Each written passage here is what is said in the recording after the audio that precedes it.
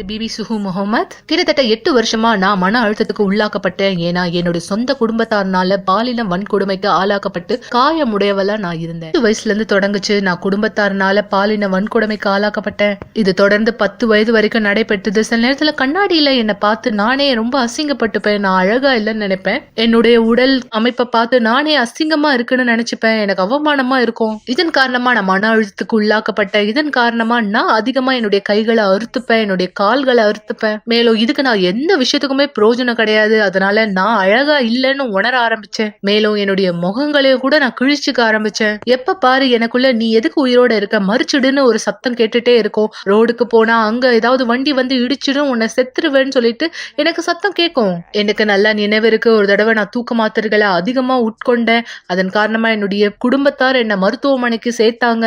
இன்னொரு முறை கெமிக்கல் ஹார்பிக்ங்கிறத நான் குடிச்சிட்டேன். என்னுடைய குடும்பத்தாருக்கு நான் அதிக பிரச்சனைகளை கொடுக்க ஆரம்பிச்சேன். அதன் காரணமா என்னுடைய தந்தை ஆவிக்குரிய மருத்துவர் இடத்துல கூட்டிட்டு போயிருந்தாரு. அதன் மூலமா எனக்கு என்னதான் நடக்குதுங்கிறத தெரிஞ்சுக்கலான்ட்டு நான் ஆவிக்குரிய ரீதியில கஷ்டப்பட்டுட்டு இருந்தேன். ஏன்னா நிழல்களை பார்ப்பேன், சத்தங்கள் எனக்கு கேட்க ஆரம்பிக்கும். நான் காலையில எழுந்திருக்கும் போது என்னுடைய உடல் முழுவதும் கடிச்ச மாதிரி அடையாளங்கள் இருக்கும். இந்த தருணத்துலதான் நான் யூனிவர்சல் ஆலயத்தை என்னுடைய குடும்பத்தார் ஒருத்தர் மூலமா தெரிஞ்சுக்கிட்டேன். அப்போதுல இருந்து நான் ஆலயத்துக்கு தொடர்ந்து வர ஆரம்பிச்சேன். என்னுடைய தாயார் எப்போதாவது வருவாங்க போவாங்க அந்த மாதிரி இருந்தாங்க. ஆனா நான் ஒழுங்கா வந்துட்டு இருந்தேன். ஏன்னா என் வாழ்க்கையில மாற்றம் வேணும்னு நான் எதிர்பார்த்துட்டு இருந்தேன். அந்த வருஷத்துல நான் தொடர் சங்கிலி ஜபம் பண்ண ஆரம்பிச்சேன். என்னுடைய ஜபங்களை செய்ய ஆரம்பிச்சேன். அந்த வருஷத்துல இருந்துதான் நான் உண்மையாவே எல்லாவற்றையும் கவனமா பார்க்க ஆரம்பிச்சேன். ஏன்னா நான் இதுவரைக்கும் கடந்து வந்த அந்த காயத்தினுடைய வலியை என்னால தாங்க முடியல.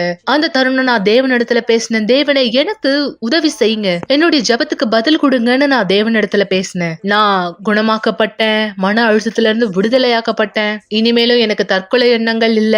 என்னைய பாலியல் வன்கொடுமை செஞ்ச மக்கள் மீது இனிமேலும் எனக்கு எந்த வெறுப்புணர்ச்சியும் மன்னிக்க முடியாமையும் இல்ல. இன்னைக்கு நான் விடுதலையாக்கப்பட்டிருக்கேன். நான் கடந்து சென்ற எல்லா காரியத்துல இருந்தும் இன்னைக்கு நான் ரொம்ப சந்தோஷமா இருக்கேன். நான் செஞ்ச நல்ல காரியம் என்னன்னா தேவனை பின்பற்றணும்னு தீர்மானிச்சதுதான். என்னுடைய வாழ்க்கையில மிக சிறந்த முடிவானது என்னன்னா மே 2ஆம் தேதி நான் என்னுடைய வாழ்க்கைய தண்ணி ஞானஸ்தானம் மூலமா ஆண்டவருக்கு கொடுத்தேன். இன்னொரு சிறந்த விஷயம் என்னன்னா நான் 2ஆம் தேதி மே மாசம் அபிஷேகம் பண்ணப்பட்டேன். அபிஷேகம் பண்ணப்பட்டதுங்கிறதுக்கான அர்த்தத்தை வார்த்தையினால விளக்கி சொல்லவே முடியாது. இன்னைக்கு என்னுடைய தோற்றமோ குணாதிசயத்தையும் நான் பார்க்கும்போது தேவனுடைய மனுஷியா பாக்குறேன். நான் முன்னோக்கி செல்றேன். என்னையே உற்சாகப்படுத்திக்கிறேன். ஊக்கத்துடன் இருக்கேன். என்னுடைய மாபெரும் நோக்கம் என்னன்னா இன்னும் அதிகமா தேவனை பின்பற்றணும். இன்னும் அதிகமா தேவனை குறித்து மக்களுக்கு சொல்லணும். ஏன்னா தேவன் என்னுடைய வாழ்க்கையை மாத்திருக்காரு. ஒரு அசிங்கத்திலிருந்து அழகானதா மாத்திருக்காரு. தேவனை தேர்ந்தெடுங்க. அவருடைய வழிநடத்தல தேர்ந்தெடுங்க. தேவன் மட்டும்தான் எனக்கு உதவி செஞ்ச பிரகாரமே உங்களுக்கும் உதவி செய்ய முடியும். மிக சரியாய் நீங்கள் பார்த்த இந்த சாட்சியினுடைய பிரதிபலிப்பு தான் இன்றைக்கு நடந்து முடிந்த ஆசீர்வாதமான மாபெரும் விடுதலை கூட்டம். நான் உங்களுக்கு சொல்லிக் கொண்டு வந்ததை போல வெள்ளிக்கிழமை நாம் ஆலயத்திலே பொறாமையினுடைய கிரியைகள், எரிச்சலினுடைய கிரியைகளுக்கு எதிராய் விசுவாசத்தின் ஜபத்தை செய்து கொள்கிறோம். கண்டிப்பாய் நீங்கள் நான் இதை பற்றி பேசும்போது உங்களுடைய வாழ்க்கை இதை அடையாளப்படுத்துவதாய் நீங்கள் பார்த்தால் பொறாமையினுடைய கிரியைக்கு நான் பாதிக்கப்பட்டிருக்கிறேன், தாக்கப்பட்டிருக்கிறேன். வெள்ளிக்கிழமை ஆவிக்குரிய பாதிப்பை சந்திக்கிற உங்களுக்கான விசேஷமான விடுதலையின் ஜெபம் என்பதை மறக்க வேண்டாம். மேலும் விவரங்களுக்கு நீங்கள் எங்களை தொடர்பு கொள்ளலாம். எந்த ஆவிக்குரிய பாதிப்பை உங்களுடைய வாழ்க்கையிலோ குடும்பத்தார் வாழ்க்கையிலோ நீங்கள் சந்தித்து கொண்டிருந்தார் நண்பர்களே, இந்த இடத்திலே நடைபெறுகிற இந்த ஜெபம் விசேஷமாய் விசுவாசிக்கிற ஒவ்வொருத்தருடைய வாழ்க்கையிலும் தேவனுடைய வல்லமையை வெளிப்படுத்த முடியும். இதோ இந்த நேரம் இன்னொரு அற்புதமான சாட்சி நீங்கள் கேட்க போகிறீர்கள். நாளை மறுநாள் சரியாய் ஞாயிற்றுக்கிழமை காலை 9:30 மணி சிறப்பான இந்த அபிஷேகத்தினுடைய ஜெபம். இந்த நோக்கத்துக்காக தான் மக்கள், நீங்கள் யார் தேவனுடைய வார்த்தையை அடித்தளமா வைத்து உங்க வாழ்க்கையை வாழ்கிறீர்களோ, உங்களுடைய வாழ்க்கை பொதுவான ஒரு வாழ்க்கையா இருக்கக்கூடாது, அல்லது அடிமட்டமான ஒரு வாழ்க்கையா இருக்கக்கூடாது, தரித்திரத்தினுடைய ஒரு தோற்றமா இருக்கக்கூடாது. இல்லை, ஆண்டவர் தாமே மல்கியா என்ற புத்தகத்துல சொன்னார், எனக்கு ஊழியம் செய்கிறவனுக்கும் எனக்கு ஊழியம் செய்யாதவனுக்கும். இதே போல சாமுவேல் புஸ்தகத்திலே சொல்லப்படுகிறது, கர்த்தர் தாமே சொல்லுகிறார், என்னை கனம் பண்ணுகிறவனுக்கும் என்னை கனம் பண்ணாதவனுக்கும் வித்தியாசத்தை ஏற்படுத்தும். கண்டிப்பா யார் அவரை கனம் பண்றாங்களோ தேவன் அவங்களை கனம் பண்றார். யார் அவரை கனவீனப்படுத்துகிறார்களோ அவர் கனவீனம் அடைகிறார். அதே போல யார் அவருக்கு ஊழியம் செய்கிறார் தேவன் அவர்களை கடாட்சிக்கிறார். மல்கியால கர்த்தர் சொல்லுகிறார், நான் வித்தியாசத்தை ஏற்படுத்துவேன். எனவே இந்த ஞாயிற்றுக்கிழமை தேவனை கனப்படுத்துகிற ஒவ்வொருத்தருக்கான சிறப்பு அபிஷேகம். இதோ அதனை நிரூபிக்கும்படியான ஒரு விசேஷமான சாட்சி மீண்டும் இந்த சாட்சியை நீங்கள் பார்க்கும்படி நான் விரும்புகிறேன். கூர்ந்து கவனிங்க நண்பர்கள். பெயர் டேனிஸ் அன்டோனியோ. எனக்கு 37 வயதாகிறது. நான் ஒரு வக்கீல். நான் எப்பொழுதுமே மிகவும் அதிகமாய் படிக்கக்கூடிய, கடினமாய் உழைக்கக்கூடிய ஒருவனாக இருந்தேன். ஒரு நாளைக்கு 16 மணி நேரத்துக்கு மேலாக வேலை செய்கிற ஒருவனாக இருந்தேன். ஒரு வக்கீலாக இருந்ததினால் ஒரு குறிப்பிட்ட தொகையை நான் அப்படியாய் பெறுவேன். ஆனால் எனக்கு பெருமிதமாய் காண்பித்துக் கொள்வது பிடிக்கும். எனக்கு பிரயாணிப்பது பிடிக்கும். வீணான பொறுப்பற்ற விதமாக காரியங்களுக்காக செலவழிப்பது, அப்படியாக நான் இருந்தேன். நான் அப்படியாய் உணரும் பொழுது ஏராளமான கடன் எனக்கு ஏற்பட்டு விட்டது.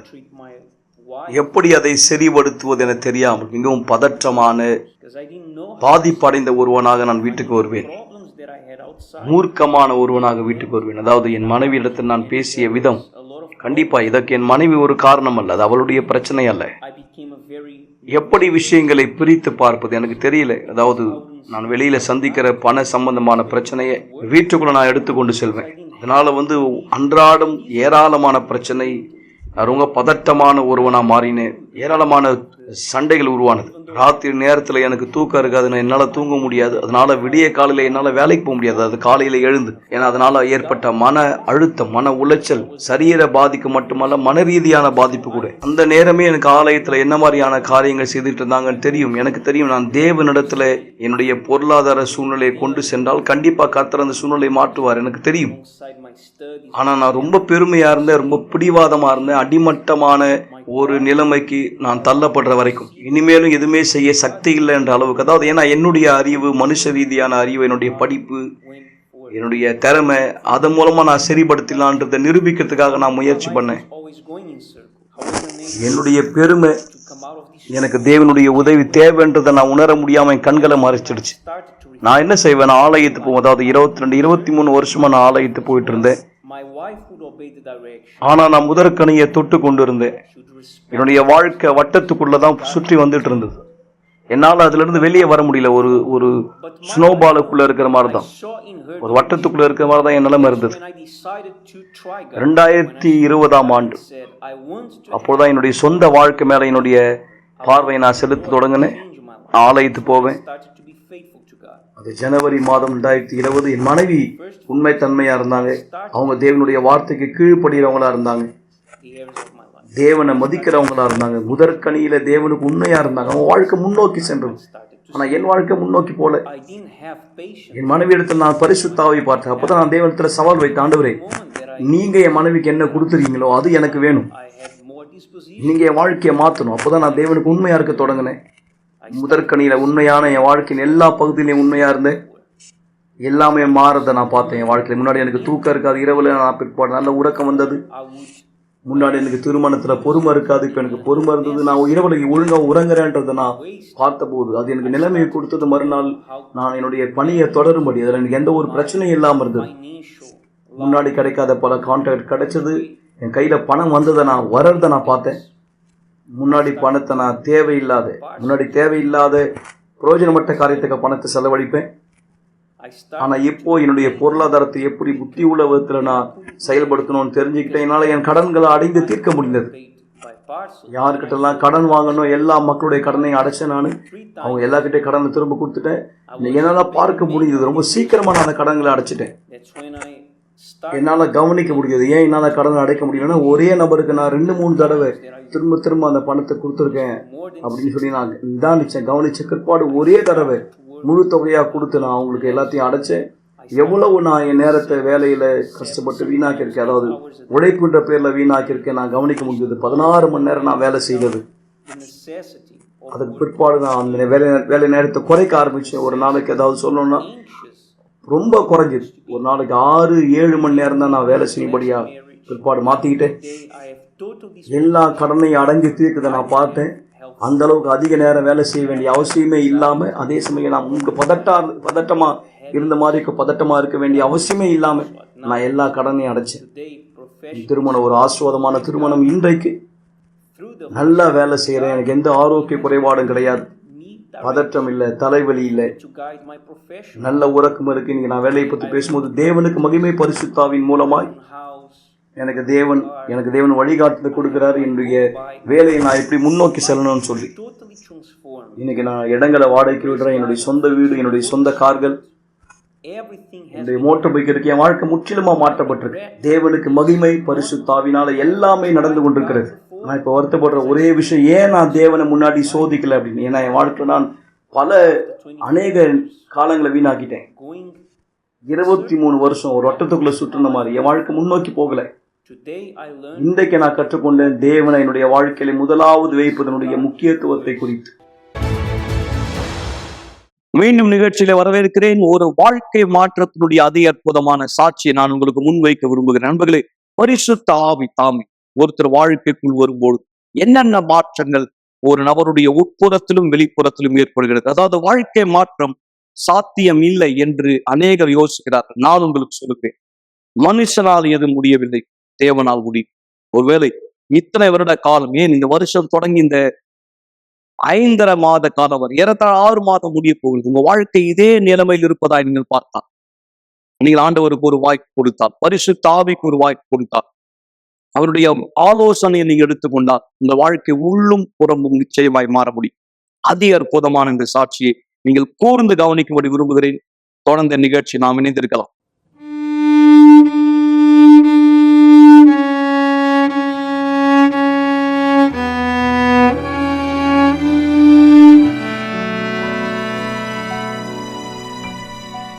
என்னுடைய வாழ்க்கை முறை ஒரு பாடலாக இருக்கும்னா அது கண்டிப்பா அழுகையினுடைய பாடலா இருக்கும், இல்ல சோகத்தினுடைய பாடலா இருக்கும்.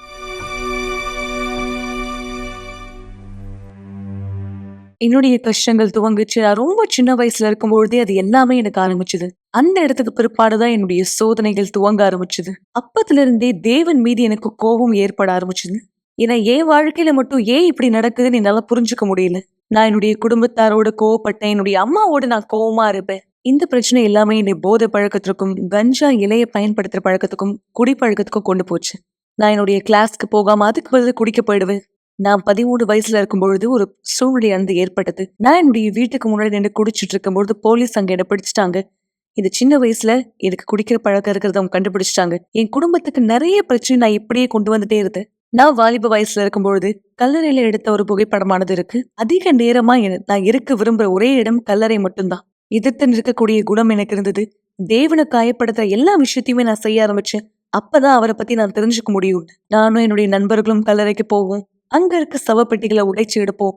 அதுக்குள்ள செய்வன செய்யப்பட்ட பொருட்கள் எல்லாத்தையுமே வெளியே எடுத்து பார்ப்போம். நாங்க அப்படியே தெருவில் நடந்து போகும்போது எதெல்லாம் பாக்குறோமோ எல்லாத்தையுமே உடைப்போம். ஒரு நாள் நாங்க ஆலயத்துக்குள்ள கூட நுழைந்தோம். ஆலயத்துக்குள்ள பிடத்து மேல நான் ஏறி ஏசோன்னு எழுதப்பட்ட அந்த பேனர் கூட கிழிச்சேன். ஏன்னா எனக்குள்ளாக அவரை பத்தி ரொம்ப கோவமானது இருந்தது. என்னுடைய பள்ளிக்கூடத்திலேயே நான் ரொம்ப மோசமான ஒரு பெண்ணா இருப்பேன். எப்போவும் என்னுடைய ட்ரெஸ் பிளாக் கலர்ல மட்டும்தான் இருக்கும். எனக்கு முகத்துல முகப்பருவானது இருக்கும். நான் நிறைய மேக்கப் போடுவேன். ஏன்னா என்கிட்ட வரத்துக்கே எல்லாரும் பயப்படணும்னு நினைச்சேன். இப்படி நான் செய்யும் பொழுது எனக்குள்ள பெரிய வல்லமை இருக்குன்னு நினைச்சிட்டு இருந்தேன். நான் இப்படியே ஸ்கூலுக்கு போகும்போது எல்லாரும் என்னை பார்த்து பயப்பட ஆரம்பிப்பாங்க. அது எனக்கு இன்னும் பலம் அழைச்சு நான் இப்படியே நடந்துக்கணும் அப்படின்னு. நான் எந்த நாள் போதை பழக்கத்தை பயன்படுத்த ஆரம்பிச்சனோ அந்த நாள் துவங்கிதான் என் வாழ்க்கையினுடைய கடைசி நாள் நெருங்க ஆரம்பிச்சுது. நான் முதல்ல போதை பொருளை பயன்படுத்தும் பொழுது எனக்கு புரிய வந்தது அது ரொம்ப நேரம் எனக்குள்ளாக இருக்காது. இருப்பினும் அது தற்காலிகமானதா இருந்தும் அந்த போதை இறங்கின பிற்பாடு மீண்டுமாக ரொம்ப ஆழமா எனக்குள்ளாக மன அழுத்தம் திரும்ப வந்தது. நான் சுத்தமா சுயநிலவே வரக்கூடாதுன்றதுக்காக தொடர்ந்து இன்னும் அதிகமான கெமிக்கல் இருக்கிறத வாங்கி பயன்படுத்திட்டே இருப்பேன். என் உண்மையான வாழ்க்கையை விட்டு என்னை வெளியெடுத்துக்கணும்னு நினைச்சேன். அதுக்கு பிற்பாடு அங்க கார்னிவல் பண்டிகையானது வந்துச்சு. 4 நாள் நான் என் நண்பர்களோடு சேர்ந்து இருந்தேன். இரவு ஃபுல்லா தூங்காம எதுவுமே செய்யாம 4 நாள் போதையோட. அந்த நேரம் போலீஸ் அங்க வந்தாங்க, என்னை மருத்துவமனையில சேர்த்துட்டாங்க. இந்த நேரம் தான் நான் புரிஞ்சுக்கிட்டேன், நான் ஹெவி டோஸ் ஆனது எடுத்துருந்தனால என்னால எதுவுமே செய்ய முடியாம போயிடுச்சு. எனக்கு ட்ரீட்மெண்ட் செய்தாங்க, என்னை அட்மிட் செய்யும்படி சொன்னாங்க. நான் இப்ப என்னை பார்த்து ஒரு கேள்வி கேட்டேன், நான் ஏன் சாகல? என் எதிர்காலத்தை பத்தி எனக்கு எதுவுமே இல்லையே. என்னால முன்னோக்கி யோசிக்க கூட முடியல. எனக்கு ஒரு கணவர் இருப்பாரு, எதுவுமே என்னால யோசிக்க முடியல. எனக்கு என்னுடைய பிள்ளைகள் இருப்பாங்கன்னு கூட எனக்கு யோசனையே இல்லை. நான் எப்பவுமே என்னை பார்த்து சொல்லிப்பேன், தேவன் ஒருத்தர் உண்மையாகவே கிடையாது. எனக்குள்ளாகவே ரொம்ப வருஷமா இந்த வலி இருந்தது. ஏன்னா ஒரு குழந்தையா நான் எப்படி அந்த மாதிரி வலிகளை கடந்து போக முடியும்? சந்தோஷமான ஒரு பெண்ணா இருக்கிறதுக்கான வாய்ப்பே இல்லாம எனக்கு போயிடுச்சு. என்னாலேயே நம்ப முடியாத அளவுக்கு அந்த வலி ரொம்ப பெருசா இருந்தது. நான் நிறைய முயற்சி செய்து பார்த்தேன். எனக்குள்ளாகவே ஒரு நம்பிக்கை இருந்தது, ஒரு நாள் நானும் நல்லா வாழ்வேன். எனக்குன்னு ஒரு புதிய துவக்கம் இருக்கும். ஆனா அது எதுவுமே செய்யறதுக்கான பலன் எனக்கு இல்ல. அந்த மாதிரி நேரத்துல தான் எனக்கு தெரிய வந்தது என்ன செய்யணும்னு எனக்கு தெரியல. நான் யோசிச்சது எல்லாமே என் வாழ்க்கையை முடிச்சுக்கணும். ஒரு நாள் நான் என்னுடைய வீட்டுக்கு போனேன். எங்க அம்மா வச்சிருந்த எல்லா மாத்திரையுமே எடுத்தேன். எல்லாத்தையுமே சாப்பிட்டேன். அப்போ நான் ஒரு 2 நாள் 3 நாள் தொடர்ந்து தூக்கத்திலே இருந்தேன். எழுந்துக்கவே முடியல. 2வது வாட்டி நான் முயற்சி செய்யும்பொழுது எல்லா மாத்திரையும் எடுத்து போட்டுக்கும்பொழுது, என்னுடைய தொண்டையில அடைச்சுக்க ஆரம்பிச்சது. வேற வழியே இல்ல. எல்லாத்தையுமே நான் துப்பியே ஆகணுன்ற மாரி ஆயிடுச்சு. எல்லாத்தையும் துப்பிட்டேன். நான் எப்பவுமே என் வாழ்க்கைய முடிக்கிறத பத்தி தான் யோசிப்பேன். ஒரு 5, 6 கடிதம் நான் எழுதி வச்சிருக்கேன். நான் தற்கொலை செய்யறதுக்கு முன்னாடி யாராவது படிக்கணும்னு. எல்லாத்தையும் எழுதும்போது நான் மேல ஃபர்ஸ்ட் எழுதுறது, இன்னைக்கு நான் ஏன் தற்கொலை செய்றேன்னா? இன்னைக்கு நான் ஏன் தற்கொலை செய்றேன்னா? நான் கடைசி வரைக்கும் செய்யவே இல்ல. இந்த மாரி சூழ்நிலை என்னுடைய பண வாழ்க்கை இன்னும் மோசமா போயிட்டு இருந்தது. எங்க போறதுன்னும் எனக்கு தெரியல. என்ன செய்றதுன்னும் எனக்கு தெரியல. என்னுடைய சில நண்பர்கள் வார நாட்கள்ல சம்பாதிக்கும்படியாக என்னை அழைத்திருந்தாங்க. அப்ப எனக்குள்ளாக இருந்த அந்த வலி, அந்த கவலைகள், நான் என்ன பார்த்து சொல்லிக்கிட்டேன். என் வாழ்க்கைய வச்சு என்ன செய்ய முடியுமோ எல்லாமே செஞ்சேன். ஆனா எதுவுமே எனக்கு நடக்க மாட்டுது. அதுக்கு பிற்பாடு நான் முடிவெடுத்தேன். எந்த வேலையாவது நான் செய்து பார்க்க போறேன். நான் செய்ய போறேன். நான் முடிவெடுத்த பிற்பாடு நான் என்னுடைய நண்பர்கள பார்க்கறதுக்காக பஸ்ல வெயிட் பண்ணிட்டு இருந்தேன். எனக்குள்ளாக நெறைய பதட்டம் இருந்தது. அந்த பஸ் ரைட் இழுக்கிறதுக்கு பதிலாக அது ஸ்ட்ரெயிட்டா போயிடுச்சு. அப்ப நான் புரிஞ்சுக்கவே இல்ல நான் தப்பான பஸ்ல ஏறி இருக்கேன்னு. நான் நினைச்சேன் இதுக்கு அடுத்த ஸ்டாப் இறங்கி நம்ம பின்னாடி நடந்து வரணும்னு. ரொம்ப பதட்டமா இருந்தேன். நான் பஸ்ல இருந்து உடனே இறங்கி ரோடு கிராஸ் பண்ணும்போது தான் யூனிவர்சல் ஆலயத்துடைய கதவை நான் தாண்டி போக வேண்டியதா இருந்தது. நான் பாளையத்துக்குள்ளாக நுழைந்தேன். நுழைந்த பிற்பாடு அங்க போகும்பொழுது என்னுடைய நண்பர்களை நான் இன்னும் சந்திக்கல. நான் உள்ள போய் அங்க உட்கார்ந்து ஜெபித்து மன்னிப்பு கேட்டேன் என்னுடைய நண்பர்களுக்காக. நான் உடனே வெளியே போய் பஸ்ஸுக்கு முன்னாடி குதிச்சுன்னு நினைச்சேன். அதை நான் செய்தேன். அந்த நேரம் எதுவுமே நடக்கல. எனவே நான் ஆலயத்துக்குள்ளாக நுழைந்தேன். நான் லாஸ்ட் ரோல உட்கார்ந்து நான் முழங்கால் படிக்கிட்டேன். அந்த நேரம் தான் தேவனிடத்தில் நான் முதல்ல என் வாழ்க்கையிலே ஒரு பொழுதும் செய்யாத நேர்மையான வார்த்தைகளால் அவரிடத்துல பேசினேன். நான் தொடர்ந்து அவரிடத்துல பேசிட்டே இருக்கும்பொழுது எனக்குள்ளாக இருக்க பாரங்கள் கொஞ்சம் கொஞ்சமா நீக்கப்படுவதை நான் உணர்ந்தேன். அதுக்கு பிற்பாடு என் கண்கள் ஏதோ கட்டி வைத்திருந்த மாதிரியும் அதை எடுத்த மாதிரியும் நான் உணர ஆரம்பிச்சேன். நான் உணர்ந்த என்னுடைய ஜெபத்தை அவர் கேட்டிருக்கான்றது போல. நான் இப்படி ஜெபிச்சுட்டே இருக்கும்போது திடீர்னு எல்லாரும் அமைதியாயிட்டாங்க. பாஸ்டர் வந்தார், மீட்டிங் எடுக்க ஆரம்பிச்சிட்டார். அந்த நேரம் மீட்டிங் ஆரம்பிக்கும்னே எனக்கு தெரியாது. நான் ஏன்னா தவறான பஸ்ல ஏறினேன், தவறான ஸ்டாப்பிங்ல இறங்கினேன். அவர் பேச ஆரம்பிக்கும் பொழுது தொடர்ந்து என்னுடைய வாழ்க்கையை குறித்து அவர் பேச ஆரம்பிச்சார். விபச்சாரத்துல இருக்கிறது, போதையை பயன்படுத்துறது, ஒரு நபரால் ஏமாற்றப்படுவது எல்லாத்தையுமே அவர் பேசினார். எனக்கு ஒரே குழப்பமாயிடுச்சு. என்னுடைய பக்கத்துல நான் சுத்தி பார்த்தேன், எங்கேயாவது மைக்ரோஃபோன் இருக்கா, நான் பேசுறது யாராவது கேட்டுட்டாங்களா அப்படின்னு. ஏன்னா வாழ்க்கையில நான் என்னென்ன சந்திச்சேனோ அது எல்லாத்தையுமே அவர் சரியா சொன்னார். அவர் இப்படியே பேசிட்டு இருக்கும்போது மக்களை பீடத்துக்கு முன்னாடி வரும்படிக்கு அழைத்தார். அவர் இப்படியாரு சொன்னார், நீங்க யாரு கஷ்டப்படுறீங்களோ, நீங்க யாரு அழுதுட்டு இருக்கீங்களோ, நீங்க யாரு இந்த இடத்தை விட்டு வெளியே போன உடனே உங்க வாழ்க்கையை முடிச்சிடணும்னு நினைக்கிறீங்களோ, நீங்க பீடத்துக்கு முன்னாடி வாங்க. அந்த நேரம் எனக்குள்ளாக ஒரு சத்தம் கேட்டது, என் மகளே நீ எப்படியா இருக்கியோ அப்படியே என்கிட்ட வா. நீ எப்படிப்பட்ட துணியை போட்டிருக்கியோ அது எனக்கு முக்கியம் இல்லை. நீ எப்படி இருக்கியோ அப்படியே வா. நான் பீடத்துக்கு போன உடனே அந்த இடத்துல நான் உணர்ந்த என்னுடைய வாழ்க்கை, என்னுடைய பழைய வாழ்க்கை கீழே வீழ்த்தப்பட்டது போல. என் வாழ்க்கையிலேயே ஒரு பொழுதும் நான் அனுபவிக்காத சமாதானத்தை என்னால் அனுபவிக்க முடிஞ்சது. Pastor meeting முடிச்சாரு. அவர் தேவனுடைய வார்த்தைகளை பத்தி பேச துவங்கி எல்லாத்தையுமே முடிச்ச பிற்பாடு அந்த நேரமே எனக்குள்ளாக்க வித்தியாசத்தை நான் பார்க்க ஆரம்பிச்சேன். கூட்டம் முடிந்த பிற்பாடு நான் என்னுடைய பேக் எல்லாம் எடுத்தேன். என்னுடைய வீட்டுக்கு வந்துட்டு என்னுடைய நண்பர்கள் எனக்கு தொடர்ந்து போன் பண்ணிட்டே இருந்ததால நான் என் போன் சுவிட்ச் ஆஃப் பண்ணிட்டேன். அந்த வார்த்தை நான் ஆலயத்துல கேட்ட அந்த வார்த்தை எனக்குள்ளாக பலத்தை கொண்டு வர ஆரம்பிச்சது. எனக்கு உணவூட்ட ஆரம்பிச்சது. நான் அதிகமா விரும்பின அந்த வார்த்தையை நான் இன்னும் அதிகமா கேட்கணும், அதிகமா தெரிஞ்சுக்கணும்னு விரும்பினேன். தேவன் யாரா இருக்கார், அவர் எனக்காக என்ன செய்வார், அதிகமா நான் தெரிஞ்சுக்க ஆரம்பிச்சேன். நான் எப்படி இருந்தாலும் என்னை அப்படியே ஏத்துக்கிட்ட அந்த தேவன். நான் இப்போ தண்ணீர்ல ஞானஸ்தானம் எடுக்க தீர்மானம் எடுத்தனும். எல்லா கெட்ட பழக்கத்தையும் நான் கைவிட்டேன். தண்ணீர் ஞானஸ்தானம் எடுத்த பிற்பாடு என்னுடைய வாழ்க்கையில மிக முக்கியமான தீர்மானத்தை நான் எடுத்தேன். இனிமேலும் இது எதுவுமே எனக்கு தேவையில்லைன்னு முடிவு பண்ணேன். தேவனோட என்னுடைய வாழ்க்கையை மாசுபடுத்துற எல்லா காரியங்கள் இனிமேலும் இதுக்கு எனக்கு எந்த உறவுமே இல்லைன்னு நான் முடிச்சேன். அந்த நாள் தான் தேவனை நோக்கி நான் கேட்டேன், தேவனை என்ன கொலை செய்யுங்க, என்ன ஒரு சின்ன குழந்தையா மாத்துங்க. ஒரு சின்ன குழந்தையா நான் பிறப்பதை உணர ஆரம்பிச்சேன்.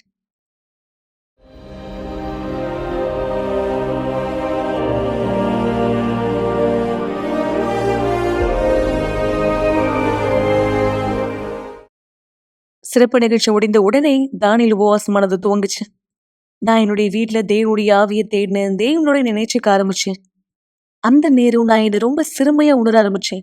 நான் தேவன்கிட்ட சொன்னேன், தேவனே நான் எதுவுமே இல்லை, நான் ரொம்ப சிறியவளா இருக்கேன். எனக்கு முன்னாடி ஒரு கண்ணாடியை வச்சு என்னுடைய அளவை நான் பார்க்கும்பொழுது அதே போல தேவனோட இருக்கும்பொழுது ஒரு ராட்சதியை போல நான் மாறினதை என்னால பார்க்க முடியுது. அந்த நேரம் எனக்குள்ளாக எந்த உணர்ச்சியும் இல்லை. எனக்குள்ளாக உணர்ந்த அந்த உறுதிதான் இருந்தது. நான் உணர்ந்த பரிசுத்த ஆவியானவர் எனக்குள்ளாக இறங்குவது. நான் அந்த நேரம் அழுதேன். ஏன்னா நான் அவரை குறித்து புகழ்ந்து பேசிட்டு இருந்தேன். அவரை சந்தோஷத்தினால பாடிட்டு இருந்தேன். நான் அழுதுட்டே அவரை பத்தி புகழ்ந்து பேசுறது பரிசுத்தாவினுடைய அடையாளம் கண்டிப்பா கிடையாது. ஆனா எனக்குள்ளாக இருந்த அந்த உறுதிதான். அங்கிருந்து வெளியே வரும்போது நான் சொன்னேன், அவ்வளவுதான் முடிஞ்சிருச்சு, எல்லாரையும் தாண்டிட்டேன். நான் அதுக்கு பிற்பாடு ஆலயத்துக்கு போனேன். பாஸ்டர்ட்ட சொன்னேன், ஊழிய பணி செய்யறவங்க எல்லாத்தையும் சொன்னேன். இப்போ ஊழியம் செய்றவங்க எங்க இருக்காங்கன்னு நான் கேட்டேன். ஏன்னா நானும் அவங்களோட சேர்ந்து அந்த இடத்துல இருக்கணும்னு நினைச்சேன். எனக்குள்ளாக ஒரு அக்கினியா இருந்தது. எனக்குள்ளாக இப்படி இருக்கும்னு நான் நினைச்சு பார்த்தது கூட கிடையாது. அந்த நேரம் எனக்கு தெரிய வந்தது, பரிசுத்த ஆவியானவர் என்னுடைய வாழ்க்கையை ஆட்கொள்ள ஆரம்பிச்சா.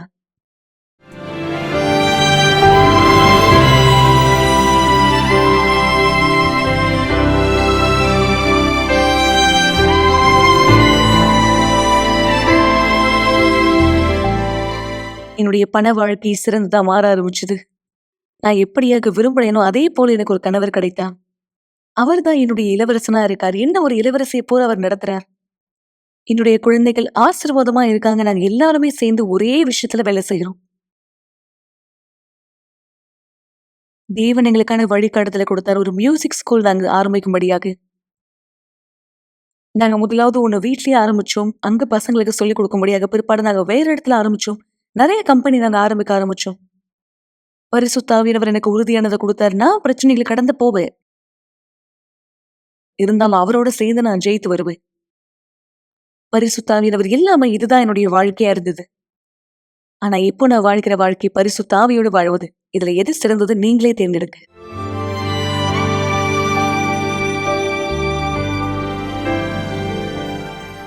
நல்லது நண்பர்களே, இத்தனை சாட்சிகளுக்கு பிற்பாடும் நாம் மிக விசேஷமான ஒரு காரியத்தை குறித்து பேச போகிறோம். நாளை மறுநாள் காலை 9:30 மணி எல்லா யூனிவர்சல் ஆலயம் நீங்க சென்னையிலேயும் மேலும் ஹைதராபாத்திலே மும்பையிலும் நடைபெற போகிற விஷயம் இதுதான். எனவே இன்றைக்கு நம்மோடு மும்பையில் இருக்கிற போதகர் இணைந்திருக்கிறார். அங்கே நடைபெறுவது என்ன என்ன அற்புதமான வாழ்க்கை மாற்றத்தின் சாட்சி, என்ன அற்புதமான அதிசயத்தின் விடுதலையின் சாட்சி. இந்த அபிஷேகத்தின் தண்ணீரின் மூலமாய் இந்த அழைப்பு மும்பையில் இருக்கிற மக்களுக்காக அதன் சுற்று வட்டாரங்களிலே இங்க இருக்கிற நீங்கள் உங்கள் உறவினர் மும்பையில் இருந்தால் அவர்களுக்கும் இந்த சாட்சி, இந்த வார்த்தை. Good evening pastor Sen. வணக்கம் பாஸ்டர் சென், நீங்கள் தொடரலாம். Hello, Pastor and everyone. Yes, miracle continues. And look what happened in these people's lives when they use their faith. मेरा नाम रेखा भदौरिया है। मैं काफ़ी दिन से बहुत परेशान थी। मेरी कमर में बहुत दर्द था और घुटनों में बहुत दर्द था। तो मैं संडे के दिन पास्टर ने प्रार्थना की और वो पानी हमें पीने के लिए दिया और पानी हाथ पे लगा के हमारे सर पे हाथ रख के प्रार्थना की। तो उससे मेरे कमर का दर्द और घुटनों का दर्द बिल्कुल ठीक हो गया और मैं अभी बिल्कुल ठीक हूँ। मेरा नाम सावित्री आरसुले है। मैं प्रार्थना में मेरे पैर में 8 साल से बहुत दर्द था मेरे पैर में। तो डॉक्टर को दिखाया तो डॉक्टर ने बोला कि आपके दोनों घुटनों में गैप हो गया है, आपको ऑपरेशन करना पड़ेगा। तो मैं बोले ऑपरेशन तो नहीं मुझे करना है, आप मुझे गोलियां दे दो। तो उन्होंने मुझे गोलियां दिया। तो गोलियां मैं कम से कम 3.5 साल तक वो गोलियां खाई मैंने वैसे ही। तो वो गोलियां से थोड़ा सा आराम हो जाता था, लेकिन बाद में फिर से दर्द चालू हो जाता था। तो मैं आ ही नहीं सकती थी, लेकिन मैं हिम्मत करके बैठ के मैं यहाँ पे आ गई। तो तभी संडे के दिन में प्रार्थना पानी का चल रहा था कि किसी कोई भी दर्द है, तकलीफ है तो प्रार्थना इस बात से पिए। और ये तो मैंने वो पानी को लिया और वही घुटनों पे मैंने सोने के टाइम पे मालिश किया। तब से मेरे घुटनों में दर्द कम होते होते आज पूरा बंद हो गया है दर्द। और जब मैं गोली खा के हर रोज़ मुझे गोली खानी पड़ती थी, तो मेरे को अभी 15 दिन हो गया मैं गोली नहीं खा रही हूँ। पानी को इस्तेमाल करके आपकी जिंदगी। मेरा नाम सुनैना सिंह है और मेरे हस्बैंड को ना काफी दिन से मतलब मुंह में से छाले आ गए थे। तो उनका विटामिन का ये सब टेस्ट किया था, फिर भी वो कम नहीं हो रहा था। तो डॉक्टर ने बोला कि आपको ना कैंसर का टेस्ट करना पड़ेगा। तो ऑलरेडी वो घबरा गए थे कि नहीं, अगर डॉक्टर मुझे कुछ ऐसा बोलेगा तो फिर मैं तो ऐसे ही मर जाऊंगा। तो मैंने बोला इतना टेंशन मत लो, आप मानो या ना मानो, पर मैं परमेश्वर को मानती हूँ। और जब भी ये मैं पानी लेके गई तो मैंने उनको बोला कि आप पहले तो ये पानी पीते नहीं थे, मतलब जब भी मैं चर्च से लेके जाती थी ना, उनको बोलती थी कि ये पानी पियो, तो बोलते थे कि मैं नहीं पीऊँ। डॉक्टर के पास जाते तो डॉक्टर के फीस के लिए भी हम लोग 1,500-2,000 रुपए देते। तो ये सिर्फ पानी को पीना है विश्वास के साथ। तो जैसे उसने वो पानी पीना चालू किया, आज उनके वो मुंह के छाले है वो पूरी तरह से ठीक हो गए। और डॉक्टर ने अभी बोला कि वो टेस्ट जो करना है कैंसर का वो नहीं करना पड़ेगा और अभी वो ठीक से खाना भी ठीक है। यहाँ तक कि कैंसर वो बोल रहे थे, मगर अब वो ठीक है। दे धन्यवाद जोरदार। And the same thing will happen to you when you will come and receive this drop of miracle water We will wait for you one of our branches. For more information, you can use our helpline given below. Thank you, Pastor. May God bless you.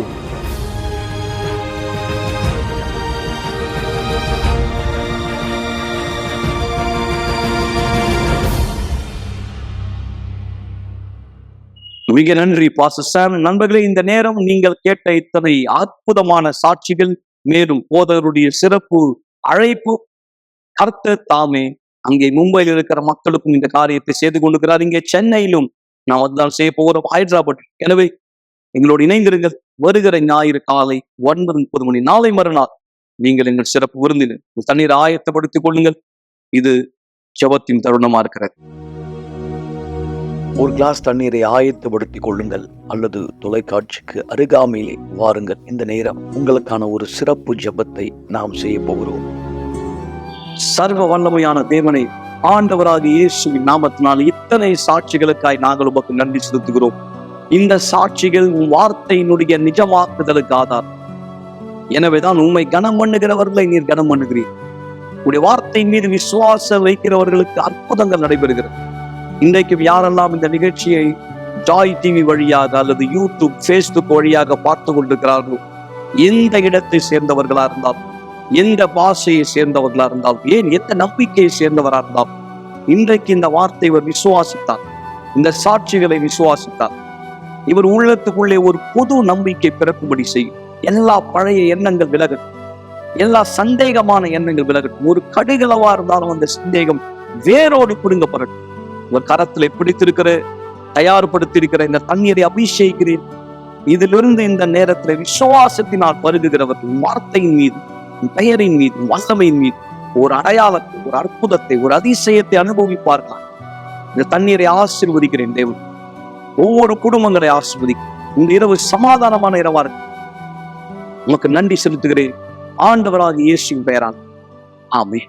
ஆசீர்வாதமான தண்ணீரை பருகுங்கள் மக்களை. மீண்டும் உங்களை நினைவுபடுத்த விரும்புகிறேன். உங்களுக்கு விளக்கங்களோ விவரங்களோ தேவையானால் எங்களை உடனே தொடர்பு கொள்ளலாம். வாட்ஸ்அப் வழியா நீங்க செய்தி அனுப்பலாம். ஆனால் விசேஷமான ஒரு அழைப்பு, ஜூன் 9 சிறப்பு அபிஷேகம். மேலும் நீங்கள் ஒரு பாட்டில் தண்ணி எடுத்துக் கொண்டு வருவீர்கள். அதில் ஒரு சொட்டு அதிசயத்தின் துளி விடப்படும். நீங்கள் அடுத்த சாட்சியாய் மாறும். நாளை இதே நிகழ்ச்சியில மீண்டும் உங்களை சந்திக்கும் வரை தேவனுக்கு அனைவரை ஆசீர்வதிப்பாராக. சென்று வாருங்கள். ஒரு நாள் நீங்க கடைசியா இந்த உலகத்துல எழுந்துப்பீங்க. அந்த நாள் கடைசியான நாளா இருக்கும்.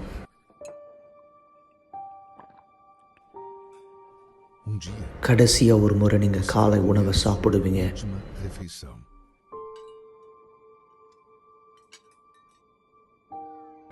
ஒரு நாள் உங்க குடும்பத்தினுடைய முகத்தை கடைசியா நீங்க பார்ப்பீங்க.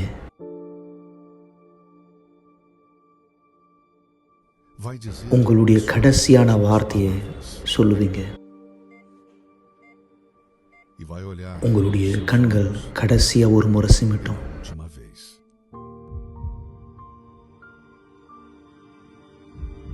உங்க இருதய துடிப்பு கடைசியா ஒரு முறை துடிக்கும்.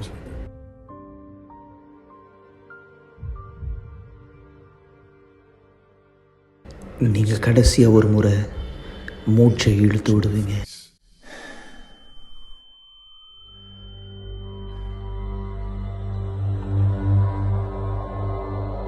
அந்த நேரம் உங்களுடைய ஆவிக்குரிய கண்களை திறக்கப்படும்.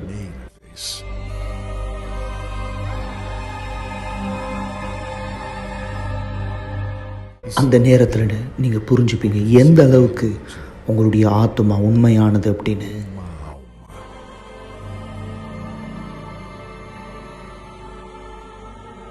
அந்த நாள் இந்த பூமியில நடந்தது எல்லாமே உங்களுடைய ஆத்மாவை காப்பாற்ற மட்டும் நீங்க புரிஞ்சுப்பீங்க.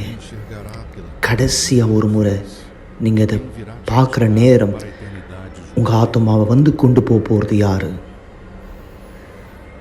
அந்த நேரம் நீங்க யார்கிட்ட உங்க நேரத்தை கொடுத்தீங்களோ, யார்கிட்ட உங்க நாளை கொடுத்தீங்களோ, யார்கிட்ட உங்க விருப்பத்தை செஞ்சீங்களோ, யாரை நீங்கள் வணங்குனீங்களோ இந்த வாழ்க்கையில் இது உங்களை பதட்டப்படுத்துதா இல்லை இது உங்களை உறுதிப்படுத்துதா?